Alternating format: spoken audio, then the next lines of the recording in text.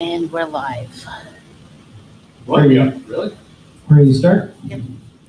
I think we are. I think we're starting. Okay, I'm gonna record for you. I think I'm. Is that from the monitor? I don't know. Because. Oh, right there.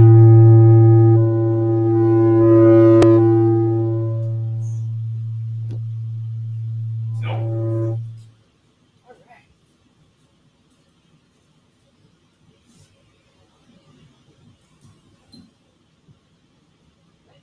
Yeah.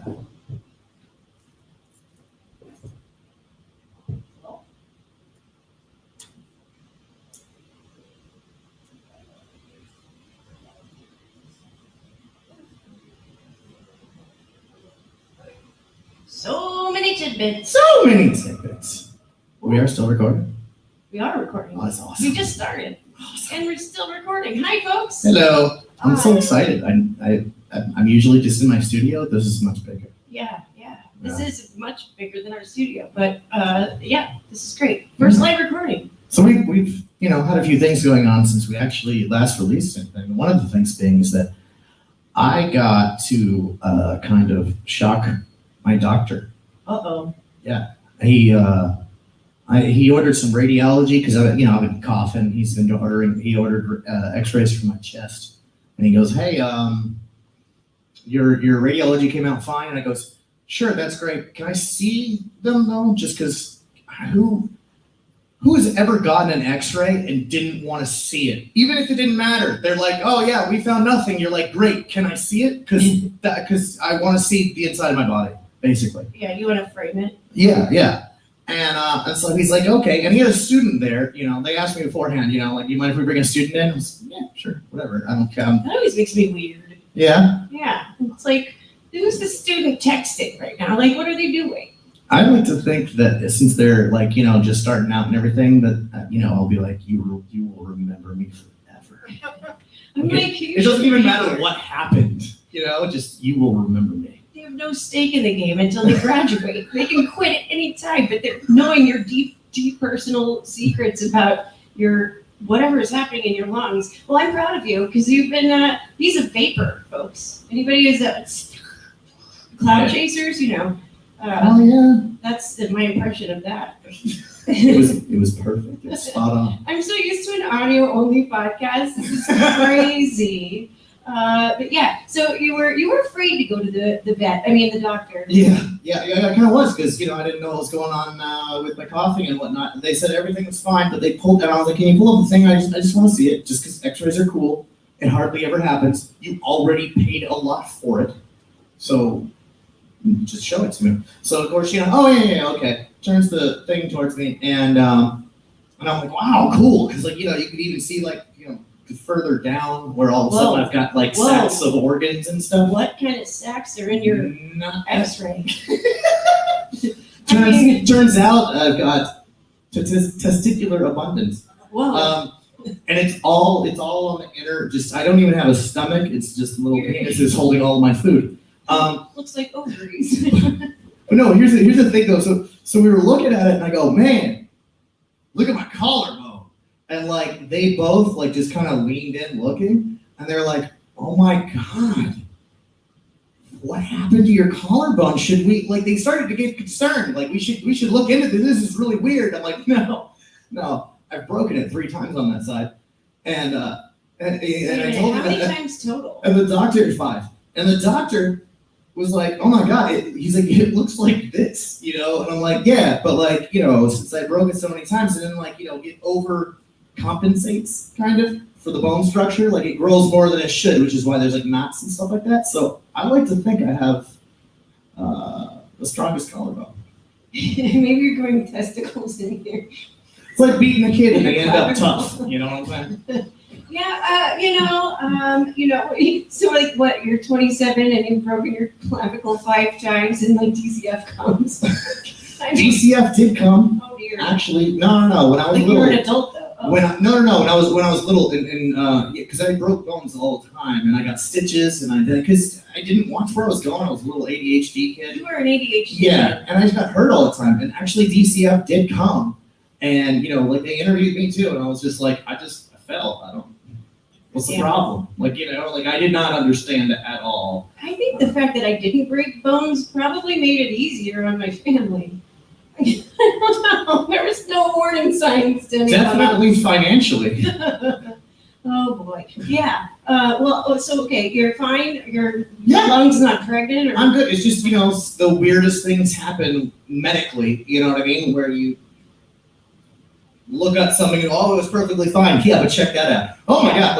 There's always something with people. you got to get it checked out though. I mean, you hear of a guy that has like a grass growing up in his lungs, because he breathed in something. And A grass? Yeah. Like he breathed in seeds? Yes, and it started growing in his lungs, and like he was really sick.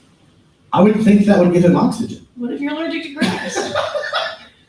That would be horrible. You're just dying from the inside out. All right, this is getting dark. But I mean, it's like, how much vegetation do you need in your lungs to not need to breathe outside air anymore? I mean, if the problem is it like just creating its own oxygen? I don't know. Exactly. I feel like this could replace a pancreas at some point. All right, so you're fine, Yeah. and your clavicle has not grown another one. No. Okay. Well, I'm proud of you for going and getting that checked out. I know that was a big deal. You were like afraid that they would say that anything that happened was because of vaping.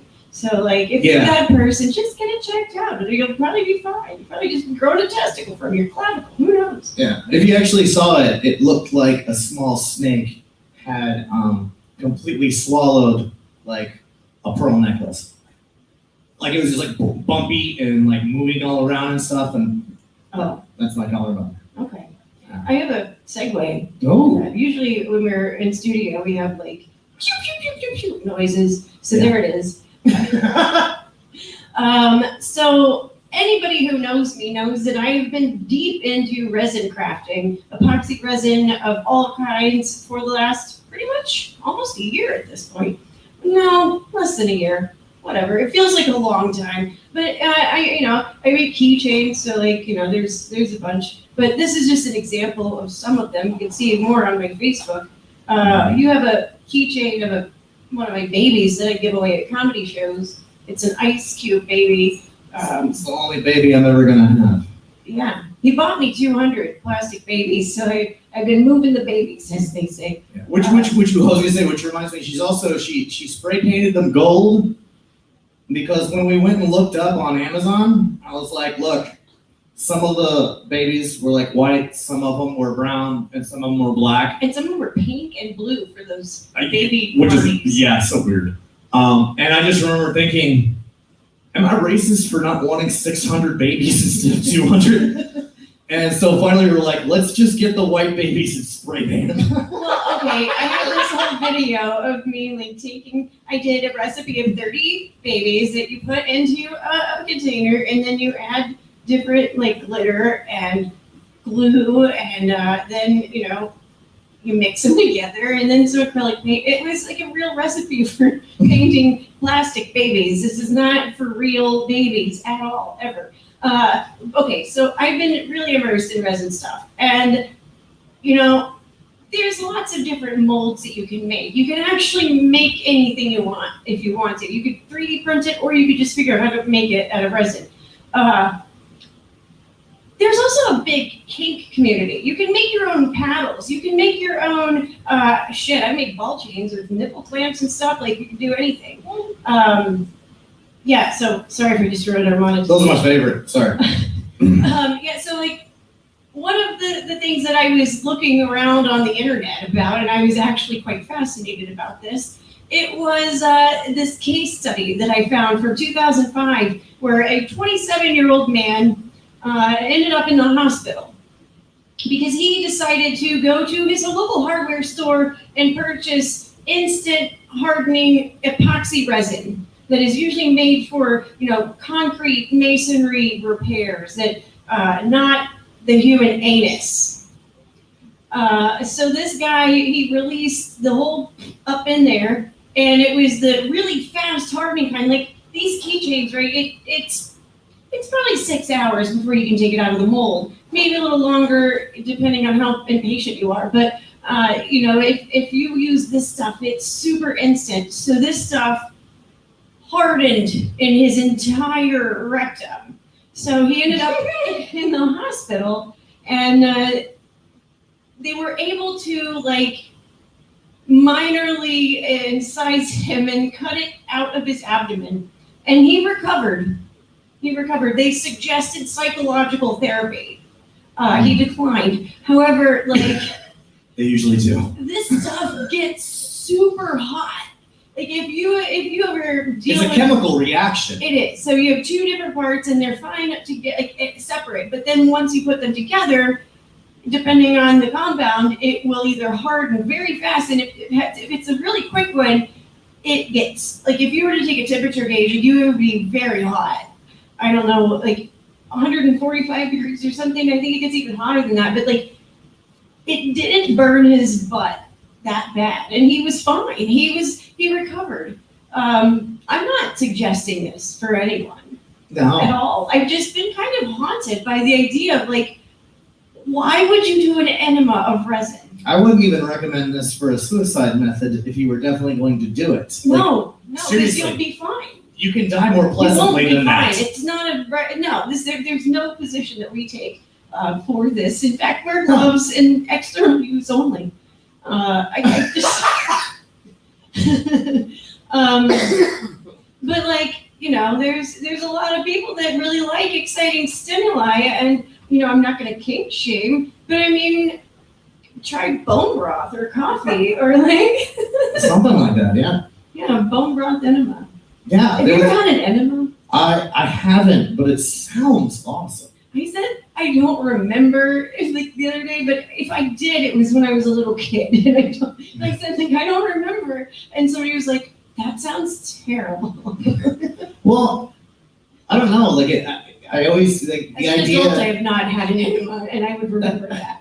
The idea that you could feel water spraying inside your body, just in such a way, not like a fire hose, it's gonna rip your insides apart, but something that's just You're talking like a bidet. Yeah, right, an inward bidet.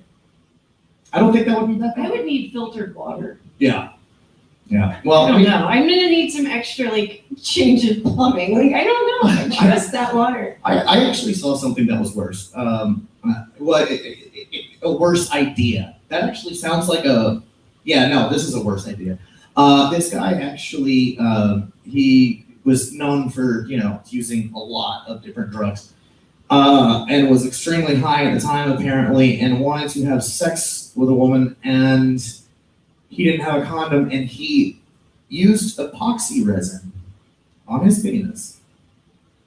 First of all, I want to know how good a job he did. Was it slick and perfectly half circled at the top? Why just use a mold? That thing you put your kid's hand in, the plaster. Yeah. Just put it on there. Resin is a terrible idea. Yeah. I don't know what he did, but it worked. In that he had to get it removed. He died of complications. He did not make it. But I think if there's anything that What a goes terrible way to go. that goes against your instincts, the one thing I can't imagine being you know what, I'm gonna put something over my penis that makes it so I can't urinate. That sounds awesome. I mean, Because chances are that's what's gonna happen. You're gonna get all backed up, and you can't, there's nothing you can do about it. no, except for just, Unless it was just loose enough that all of a sudden you saw the whole thing just turn yellow. oh God. That'd be amazing. That'd be like a party trick. Yeah, I think you can make a mold before, there's many other ways to do that. I don't know, I can't imagine putting it on a body part. I forgot to ask when we started, so I know when we're in it. Do we know the time? I texted you actually. I don't know. That's what I was doing, by the way, for any of you guys at home watching the feed. When I was when she was talking, and I was just looking down at my phone. I was like, when did we start? Well, the show started at 8, But did it on time? pretty much, Oh, all right. give or take. That's perfect. All right, you good? Yeah, He we. gives me a big clock in our studio, so we watch I don't know. It's He makes sure I huge. have my own monitor to see the clock. I mean, not I have a problem running the light, but Yeah. When it comes to important things, I go big. Well, yeah, I just imagine like putting together like a mold for the resin. Like if you're gonna like really take the time to make like the plexiglass mold and then just put your cock in it. Like a really big mold, though, I guess.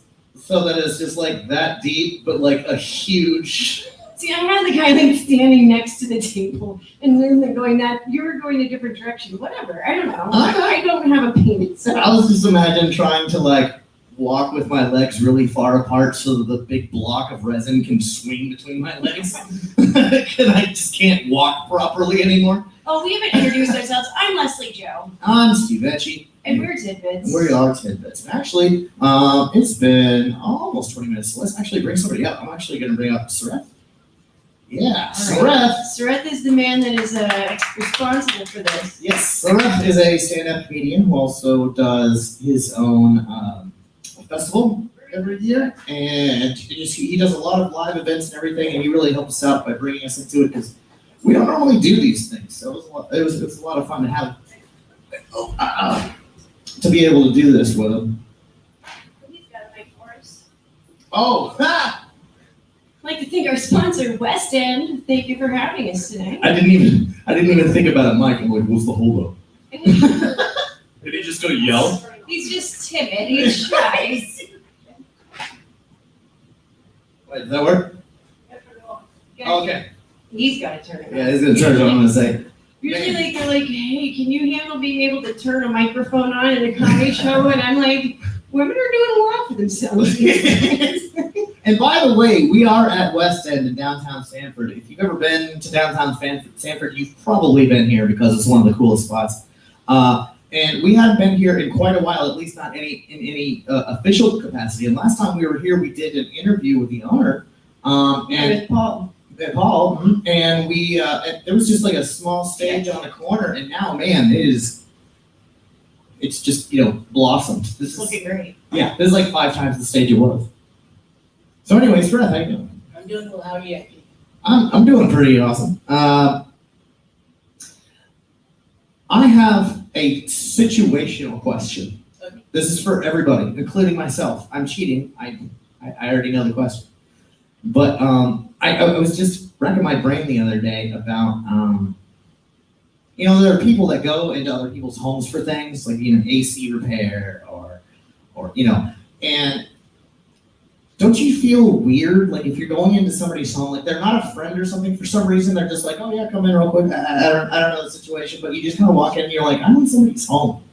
You know what I mean? Like, you feel like you shouldn't be there. It doesn't happen that often, Ro. I mean, how often do you go into somebody else's house that you've never been? Like, it comes up sometimes. That's what I'm saying, it's weird that it's like, where you have a job where you constantly do that. Like a plumber? Yeah, like, do you get used to it? Do you, because I felt like when I thought of this question, I pictured looking around a lot in somebody's home, and then I'm thinking, well, if you've been doing this a while, you might have encountered enough things that you just tunnel vision right to the AC. Like, I don't want to see shit.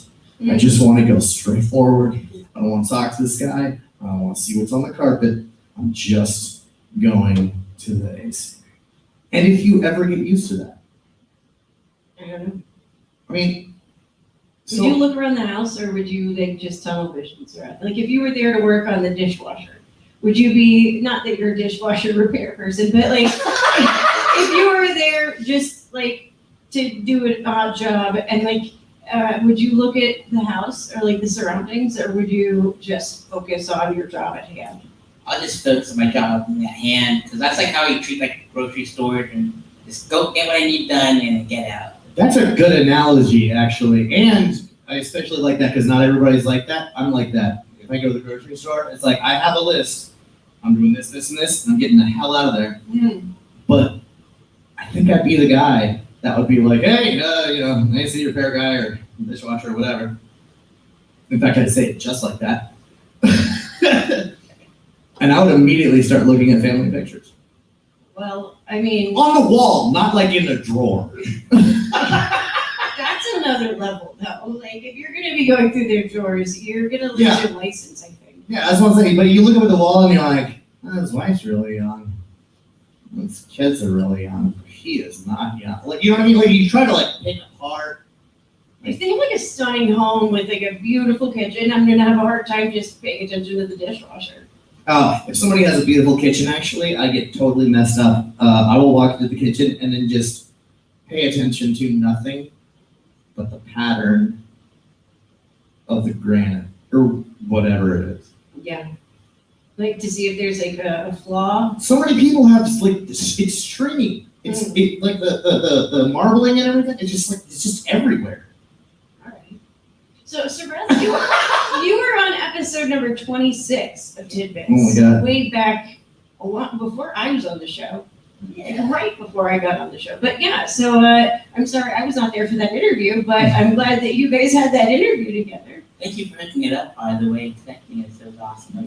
I tried. Yeah, and I remember it being fun, but it was funny because it was what episode did you say? 27? 26. 26, and we're on like 126, 26, maybe. Something like- Something yeah. 120s, So we were on the parking lot. She's like, so how's when you did an interview? I'm like, oh yeah, it was a fun time. She's like, what did you talk about? And I was like,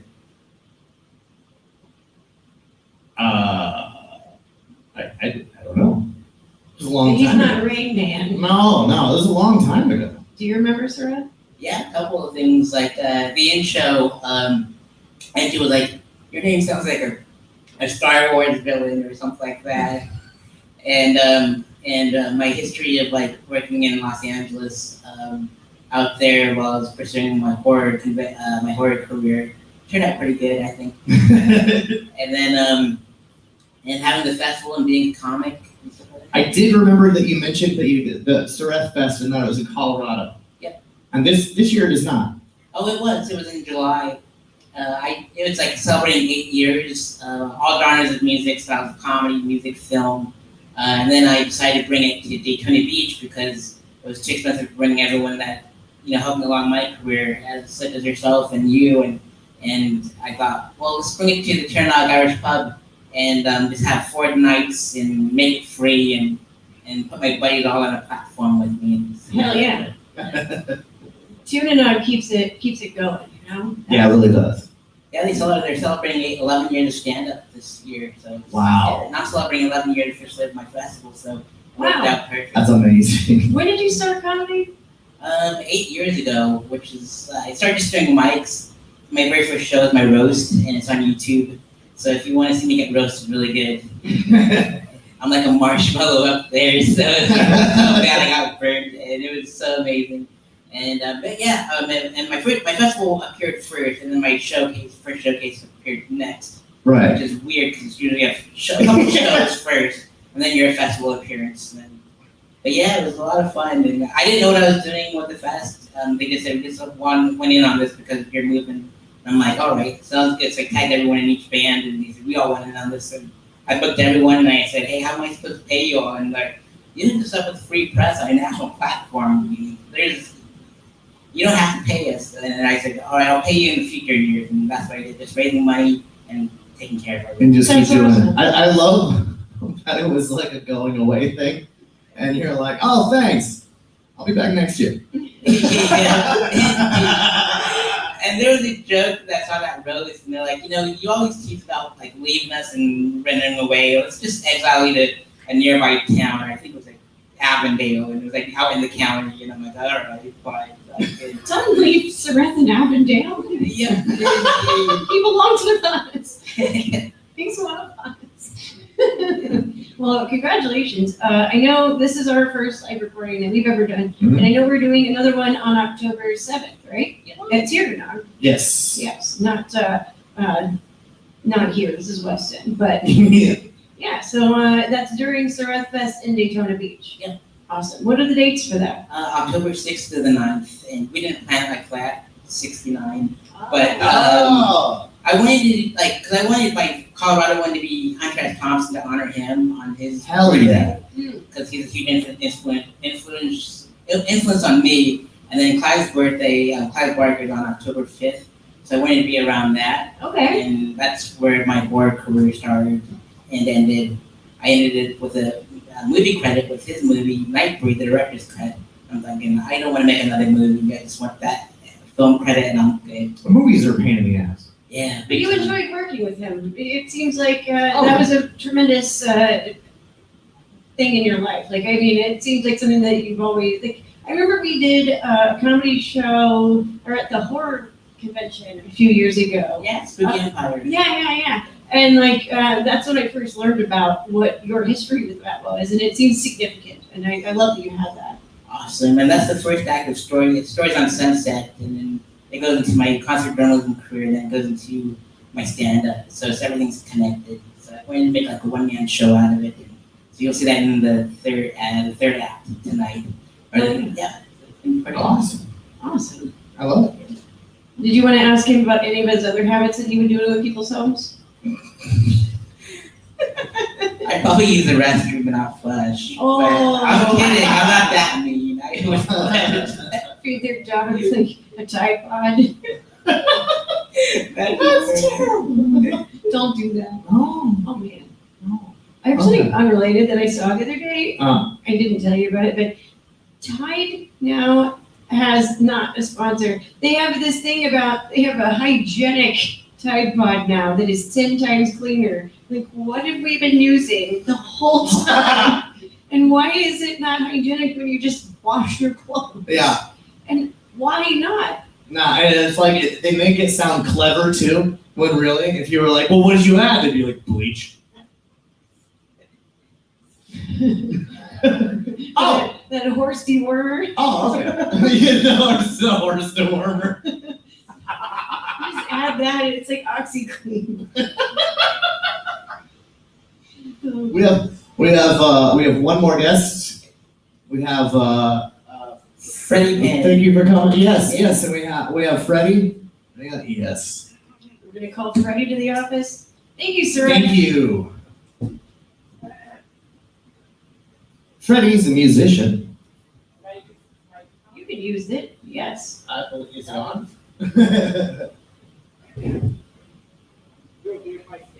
It's not on. Okay. Do you want to? Yeah, Yeah. check 1, 2. Okay, Jason. Oh, hello. Thank Awesome. Thank you, Jason. Thank There was- you, Jason. There was something, and we got to talk about you personally too, because this actually has nothing to do with you. Who, This me? is the- yes. Would This you is focus on the dishwasher or the house? the first thing I thought of. This is Freddie Penn. Have you ever heard of that song, "The Cat Came Back"? The cat came back. It's- I can safely say that I've never heard of that song. It's a children's song. Okay. And it's basically this guy who tried to get rid of a cat, but no matter what he did, the cat came back. It was written by Fred Penner. Ooh. So like as soon as you said as soon as I saw Freddie Penn, I was like, oh, I mean, obviously not the same person. I wish I wrote that song, but I did not. I'm thinking of the duck that wanted grapes. Oh yeah, got any grapes? Chocolate Yeah. wanted grapes. Oh, it's a YouTube thing. It's been watched Don't look it up. like as many times as the It'll get amount you. of chipmunk, It'll get in your head for weeks. and it's not written by you. I will abstain. But this one was it was like the cat came back the very next day. The cat came back. They thought he was a goner, but the cat came back. Anyway, and that was Fred Penner. It was the first guy I saw in concert. I was 3 years old, and it's still the only concert that I ever went to and sat on a napping mat that you get in preschool and stuff, where they just want you to go to sleep. Sounds like a rager. It was amazing. It was a rager for, a 40-year-old man in a room of kids. I mean, look at it in a wholesome way. Sure. All right. But But that got me excited, and I know. you've written plenty of songs. What's that? You've written songs. I have written some songs. Yeah, a few. I was gonna say, what's your history as far as you've been in bands? I'm sure in and out, and you do. I was in some bands. Yeah. So I think I started playing guitar probably like 10 or 11 years old. And honestly, I don't really remember what prompted me. I just remember I was dead set on buying a guitar. Okay. And my mom had been through me going through all these phases of, I want to be an astronaut or a football player or whatever. So she was like, well, there are chores for you to do. If you do enough chores, earn the money yourself.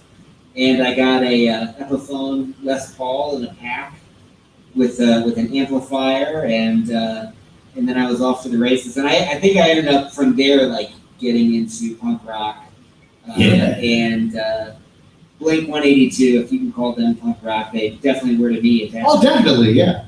That was like a new thing back then. And by the way, the drummer, God, what's his name? Travis Barker. Thank you. I kept wanting to say Tom Barker. I'm like, that is Tom not. DeLonge. Yeah, I'm like, that is not it. it. But before that, he was in the Aquabats. He was Yes. he was the drummer for the Aquabats. He was known as the Baron von Tito. I tried to play guitar at that age, and I could never get my hand around the fret. That was my problem, but I didn't want to say it because I thought maybe Yeah, people in the well, audience would be like, small penis. But that's just it. I tried when I was a teenager, and I didn't feel like I was just stretching all my finger. I couldn't, You have to force it, I think. And then you just kind of get used to it. Yeah, well, I think my parents were like very surprised that I actually took to it, because I had, tried all these other things and was looking for something to make, my own passion. And so I got the guitar and I just never put it down. Started writing songs and wanted to be in a band, but I was god awful at 12, 13. And so I just kind of did it myself, went to the open mic down the street, and everyone there was doing kind of folky kind of stuff. So I ended up shifting to that kind of music for a while. And then when I got older, some people did want to be in a band with me finally. So I did a couple bands, a little punk band. And yeah, just my life for a long time was writing songs, performing, doing shows. Ended up doing a couple tours in college around different coffee shops around the country. Yeah, it's been an enormous part of my life. In the last few years, graduating college, I got a job, moved to Florida, kind of took a back burner for a while, and in the last year or so, I've been really pushing myself to get back out there, start writing again, performing again, and so it's an honor to be here with you, and definitely want to thank Lesley and Sareth, my friend, for inviting me to do this gig. Now, everybody that does a musical instrument or just has some other kind of form of talent, I would say there's always times that you kind of life stops it, and you move forward. I always wondered, is the hardest thing to get back into, is it the writing? Because I feel like there's a bigger block on writing than there is on actually playing. You know what I mean? Oh yeah, no, playing is no problem. Writing has definitely been a challenge. And it came so much easier to me when I was a kid. And I think you go through so much as a young adult, like in high school and college, like everything seems like it's the end of the world. And as I've gotten older and life has gotten more mundane, I think that's part of it. I've had to get a little bit more creative in how I write songs, and not everything is the end of the world anymore. But so I think that's been definitely a big learning curve. It's like, how do I write now as an adult? Yeah. Oh man, I fell into the emo hole big time. And from 17 to 23, I was deep in the emo hole. But are your parents musical or anything or is this completely out of character for the family? I think it's kind of out of character. I mean, my mom is plays piano, and she was a piano teacher. And she tried to get me to play piano when I was younger, and I hated it.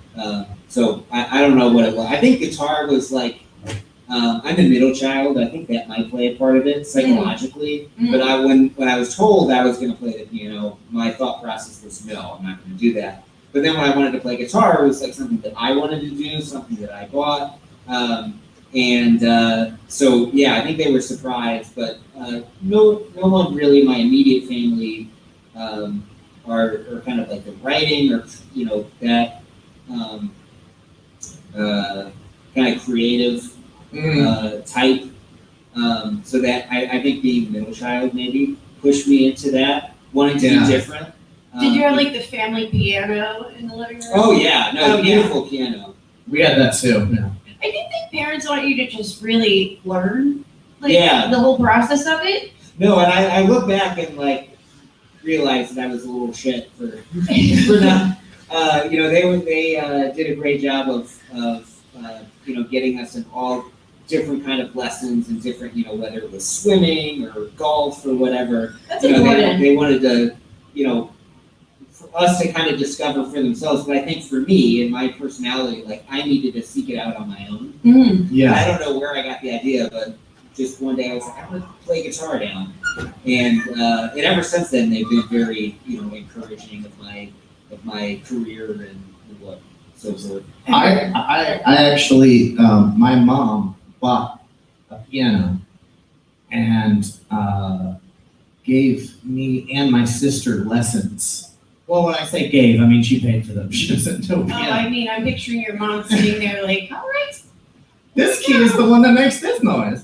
But no, she got piano lessons for both of us, and it was the same thing. It was her idea. Yeah. And I was just like, and you always get like whenever I don't know if it's the same for every instrument with every thing that you learn or whatever, but I went through we bought the piano books with the lessons in it and stuff like that, and it's like after that, then when you go into the second group of those books, you just hit a wall hard. Yeah. And I mean hard enough that I was in elementary school. I was like, nope, not gonna do it. And I think at least guitar is a lot more portable. And I think also a lot of times people think like, man, what if I buy my kid a guitar and he becomes a rock star? And it's like, yeah, but if you don't buy him a guitar because he might be a rock star, you just buy it for him because he wants to play it.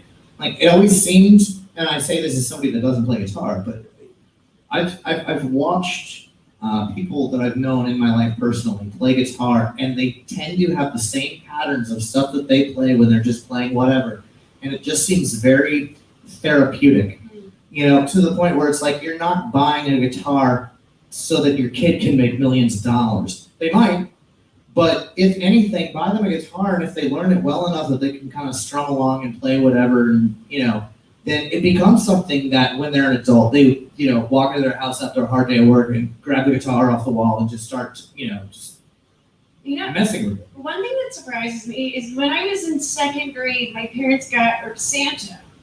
I'm pretty sure it was not my parents. I want to clarify. I think Santa brought me a drum set. Ooh. Yeah, it was. Yeah, it was definitely not your parents. That's the same baby's thing. first drum set sort of situation. It was definitely a smaller scale, not very nice, no brand. It was, if Amazon was a thing Yeah. when I was 9, it would have been that. If Rock Band was out at the time, they would have just given you your Rock Band guitar set and been like, just hit it. I always get my friends that have kids. I always get them a musical instrument for their child because, I feel like that's the funnest thing to do to parents. And everybody kind of I'm dreams sure of they really appreciate that. Oh yeah, I was gonna they'll say, get millions, and lots of kids have different ideas, of what they would like to play. I was that way. If anything, I wanted to play drums. But just like a lot of parents, it's just like when you're a kid, of all instruments that are like, I want to do drums, you're like, damn it! Shit! Okay. Mine was like the wish.com. I we're gonna want have to to- clarify that one. We're going to have to pad your room and shove towels under the door. This is made for rock. Which we will see Freddie Penn do some rock. Yeah. Music. I don't know if you're going to do And rock or not. You can do whatever you're going to do. And we're Easy about listening jazz. But for Easy you guys, I'll do listening rock too. I was gonna say I didn't know until I think I was in college where I finally saw a band play where it was a soft band, like it wasn't like a rock band. I had never seen it before. Those drumsticks that have the different Brushes. brushes. Yeah. So it's like I don't know where I was going with that. I just thought it was awesome. And we are about out of time. I do believe. I think we're almost. Yeah. It's been 45. right? 42. Okay. Close enough. I already said it. I blew it. Are you good? All right. Well, thank you, Freddie. Thank you guys. We are very much Thank looking you for forward to your having me up. performance here at the telethon. That was Fred Penner. That was Freddie Penn. I don't want to get sued by this guy. He sounds great though. I mean, Oh, it's he's a catchy amazing. song. Yeah. You know, Etchy, I know I've talked about this in my stand-up before. But if you had to think about what song it was that you were potentially like conceived to, like just with the thought of it being what was popular in the day and age that your parents probably would have been listening to in their own cars without anybody in the car, like what was the influence in their life that made Etchy? Oh, God. If you have to look back to what was on the Billboard charts back when they were listening to the radio, I would like to when you think, were, very much seed-like. I would like to think it was "Wake Up, Little Susie" by the Everly Brothers. Actually, I would have. No, wait, that's a long time ago. Yeah, you're not that It's old. just a song that my dad's favorite band is the Everly Brothers, so that's why I brought that. You know, your mom was a They part may of have this been too. listening to it at the time. It was when your mom was, But "Wake Up, Little Susie" is about two teenagers that fell in love, but then like they accidentally fell asleep and they woke up in the morning and were like, "Oh my God, if everybody knew we were together all night, they'll think we had sex," and they didn't. That's what my parents had sex too. Yeah.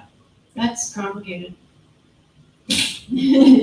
I did do the research on this, and I did decide based on the timing and everything else, and the fact that my father did give me this record when he gave me his record collection. I do believe it was "Man-Eater" by Hall & Oates. Your dad was a good sport. It's actually a very positive song. Like it's really. I meant to say your mom. I'm sorry. I switched. My mom, yeah, whatever. I was hatched. I'm pretty sure. But I'm very curious to know what everybody else thinks. Later, and you can email steve.etchy@gmail.com or Lesley Jo Comedy. Nobody knows how to spell my name. It's fine. ljcomedy.com is my website. I don't know. Yeah. Tidbits. Subscribe to us. Like us. Yes. We like attention. We like it when people listen to us. We love the downloads and the shares and the commentary that you guys think about after hearing our episodes. Etchy, you own a network called PFT Media. I do. You want to plug your And we have business? many Many